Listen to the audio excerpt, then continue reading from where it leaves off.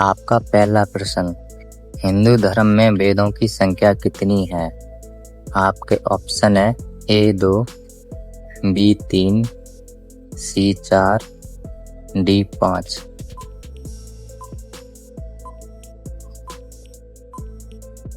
आपका सही उत्तर सी 4। 4 वेद हैं, ऋग्वेद, यजुर्वेद, सामवेद और अथर्ववेद।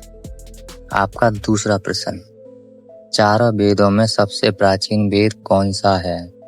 आपके ऑप्शन है ए सामवेद, बी ऋग्वेद, सी यजुर्वेद, डी अथर्ववेद।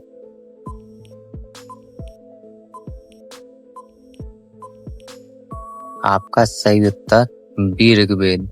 ऋग्वेद को चारों वेदों में सबसे प्राचीन माना जाता है।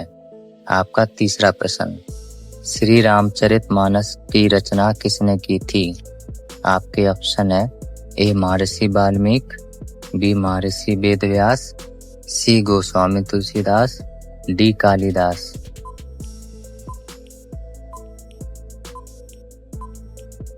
आपका सही उत्तर सी गोस्वामी तुलसीदास। तुलसीदास जी ने श्री रामचरितमानस की रचना अवधी भाषा में की थी। आपका चौथा प्रश्न, मूल संस्कृत रामायण के रचयिता कौन है? आपके ऑप्शन है ए महर्षि वाल्मीकि, बी तुलसीदास, सी सूरदास, डी कबीरदास।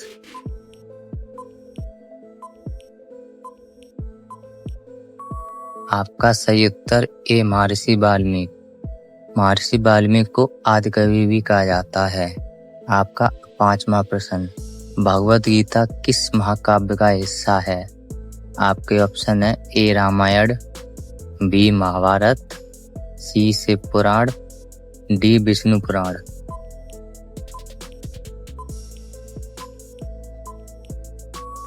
आपका सही उत्तर बी महाभारत।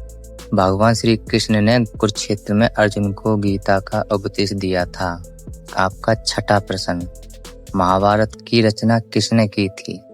आपके ऑप्शन है ए महर्षि वाल्मीकि, बी महर्षि वेदव्यास, सी तुलसीदास, डी कालिदास।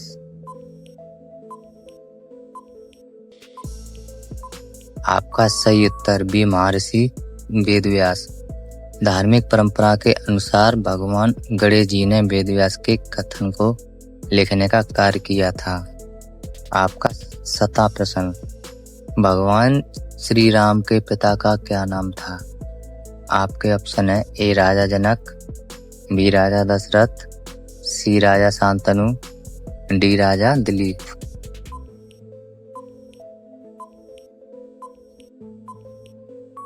आपका सही उत्तर बी राजा दशरथ। राजा दशरथ अयोध्या के राजा थे। आपका आठवां प्रश्न, माता सीता के पिता कौन थे? आपके ऑप्शन है ए राजा दशरथ, बी राजा जनक, सी राजा विराट, डी राजा द्रुपद।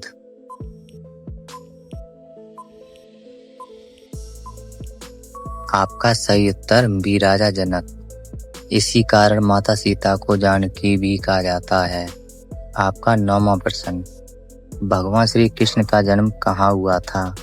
आपके ऑप्शन है ए वृंदावन, बी द्वारका, सी मथुरा, डी अयोध्या।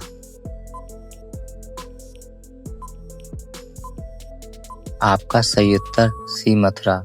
श्री कृष्ण का जन्म मथुरा के कारागार में हुआ था। आपका 10वां प्रश्न, श्री कृष्ण का पालन पोषण कहाँ हुआ था? आपके ऑप्शन है ए गोकुल, बी अयोध्या, सी हस्तिनापुर, डी उज्जैन।